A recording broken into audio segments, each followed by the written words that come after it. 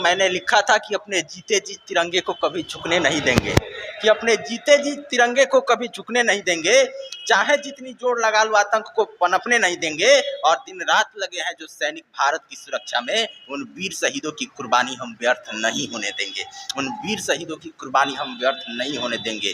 कि रोज रोज के हमलों से अब जीना मुश्किल है, ये मैंने तब लिखा था जब 2014 से पहले भारत पाकिस्तान सीमा पर प्रतिदिन हमारे भारतीय सैनिकों पर हमला हुआ करता था।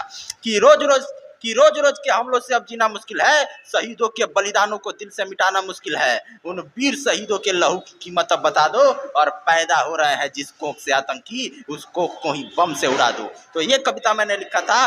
और आपको पता होना चाहिए कि 2014 से पहले भारतीय सेना को कांग्रेसी नेताओं ने इतना कमजोर कर दिया था कि 20 दिन के लड़ाई के लिए भी भारतीय सेना के पास गोला बारूद नहीं था।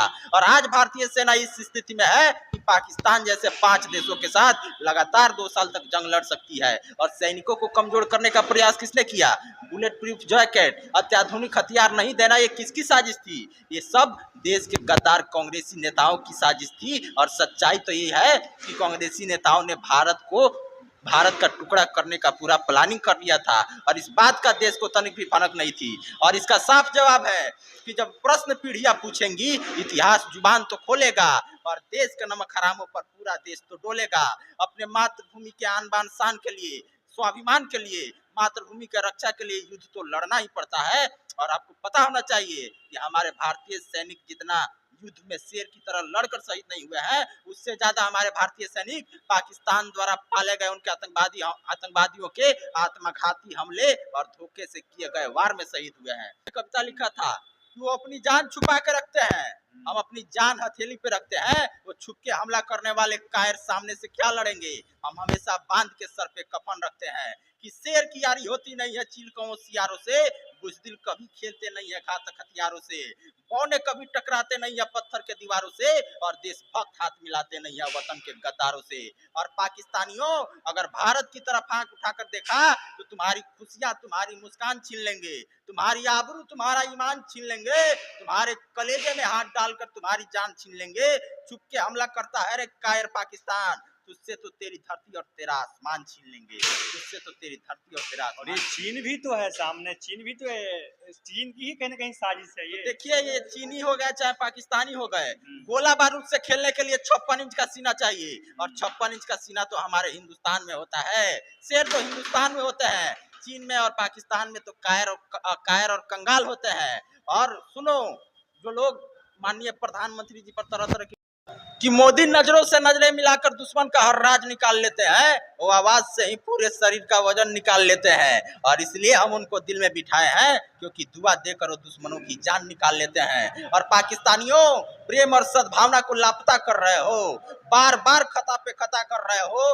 नफरत है, क्रोध है, बहुत आग है उस सीने में, दम कितना है 56 इंच के सीने में, ये पता कर रहे हो। पाकिस्तान अलग देश है, आक्रमण करता है भारतीयों पर। जो भारत में रहते हैं, भारत का खाते हैं, भारत का पीते हैं, भारत में के साथ गद्दारी करते हैं, उनके ऊपर क्या शायरी तैयार की है आप? देखिए, जो भारत में रहकर हमारे भारत माता को गालियां देते हैं, तिरंगा झंडा जला देते हैं, जय हिंद वंदे मातरम का विरोध करते हैं, ये वही लोग हैं जो भारत में मोहम्मद अली जिन्ना की तस्वीर लगाते हैं। वो जिन्ना जो भारत विभाजन के दौरान 8 लाख से ज्यादा हिंदुओं का हत्यारा था, वो जिन्ना जो भारत विभाजन के दौरान हमारे हिंदू लोगों का हत्या करवाया था।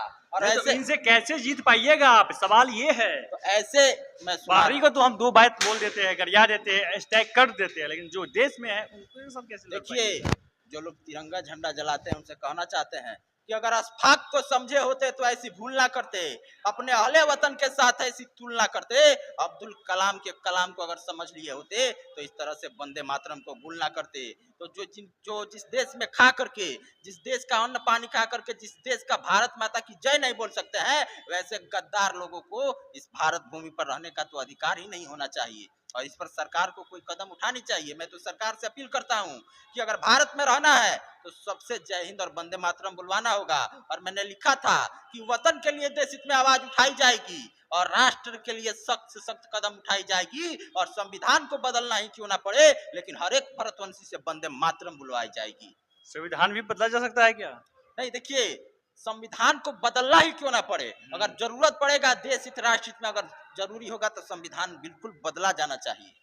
किस आधार पे बदला और जाएगा? कानून ऐसा बनाना चाहिए कि ऐसे देशद्रोही गद्दारों की जो संख्या बढ़ी हुई है उनके मनोबल को तोड़ने का काम किया जाए। तो देखिए मेरे साथ बाला बिहारी जी थे और इनकी बात से आप कितना संतुष्ट है, ज़रूर अपनी प्रतिक्रिया कमेंट कीजिए। बात खत्म करते हैं। जय हिंद।